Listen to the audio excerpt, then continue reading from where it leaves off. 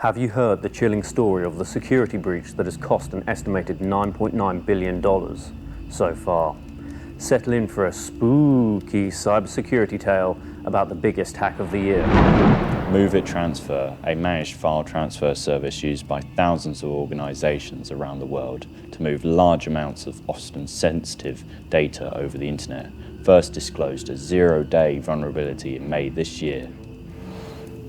Critical rated vulnerability allowed attackers to raid MoveIt transfer servers and steal customer-sensitive data stored within. Since then, the number of known victim organisations has crossed into the thousands, with the number of impacted individuals surpassing the 60 million mark. US-based organisations accounted for 83.9% of the known MoveIt corporate victims.